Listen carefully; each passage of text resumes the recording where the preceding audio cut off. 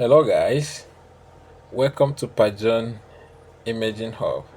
And today on how to do series in radiographers, other health professionals education series, we'll look at mass lesion assessment in chest X-ray. Please don't forget to like, share and subscribe to this channel so that you'll be notified when new video is released. Welcome back. We'll look at factors for mass lesion assessment. The main aim of tumor or lesion assessment is to differentiate benign from malignant lesion to guide for treatment plan, because that is the major issue. Is it benign or is it malignant? Then, but we equally have to know that in chest X-ray, chest X-ray has a poor specificity for tumor type identification. But it is a cheap first line of investigation that can guide us for further investigation or follow up. You may not be able to say this is the type of cancer or this is the type of lesion we're having, but at least we can see there is a lesion. Then we can now know which other modalities to take for further investigation.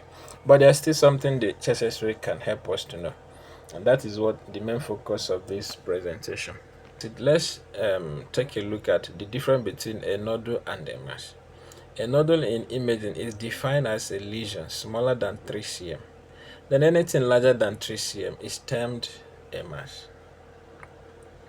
Then also, when looking at the features of a mass in X-ray, chest X-ray, it's also good to know that you may not know what to call the lesion or mass, but proper description in your report can guide for better choice of further investigation. Let's take a look at factors to be considered when looking at a mass in chest X-ray or nodule. First, we look at the size. A mass or nodule greater than 1 cm in diameter is significant. So such a nodule need to be taken very serious. At least follow-up should be done or other imaging modalities should be conducted for further clarification. Then we'll look at the shape or margin. Is it irregular? What is the shape? We found out that irregular, lobulated or spiculated margins suggest malignancy. We'll consider the cavitation. Is there cavitation in the mass? Both neoplasm and infection may cause cavitation. The thicker the wall, the more likely it is to be a neoplasm. So these are things we'll consider.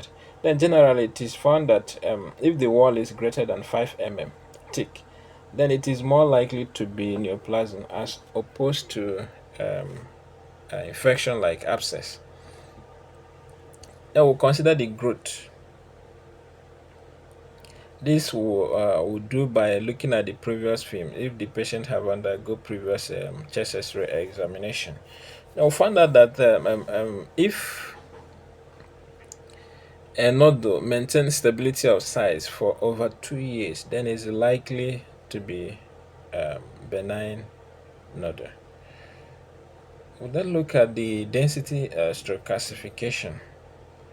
Both benign and malignant nodule can have calcification, but calcification is rare in malignancy. Now we'll consider the locations to relationship with other structures. Is it in the mediastinum? Is it in the pleura, in the parenchyma, in the chest wall? Is it close to vessel? This will help us to also ascertain the invasive nature of the mass or nodule. Then the number of cache. How many are there? Are there multiple? Research shows that the higher the number or the more the number, the higher chances of being malignant.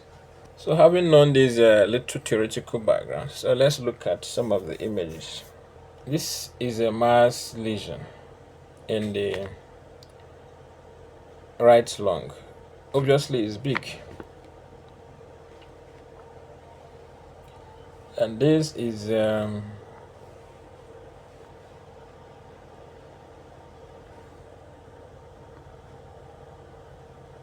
a lesion here. Then there is collapse of the upper lobe of the lung, the upper lobe of the lung. You can see the visual going up, pulling it superior medially. Then it traces S sign. This is known as S sign of Golden. Is a feature of malignancy. Then we'll look at this other lesion here.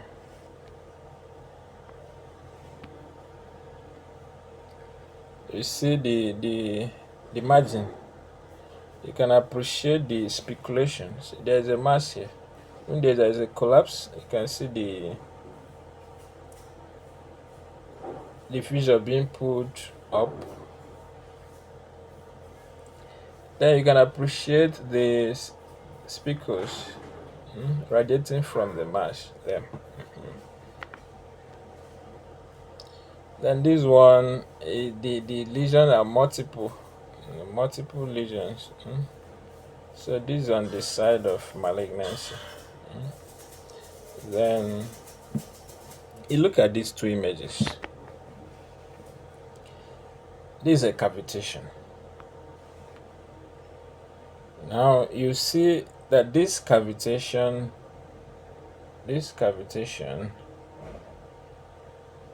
is accompanied with consolidation. See consolidation.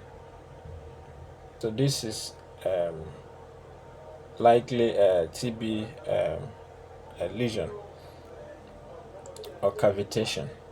Now we'll look at this other one.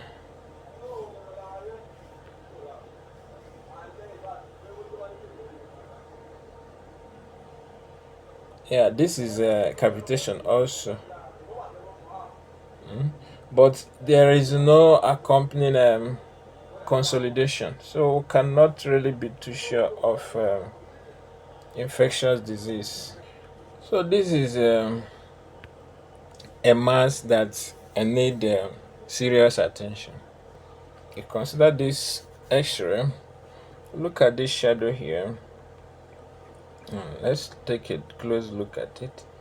You see there is a rib destruction here.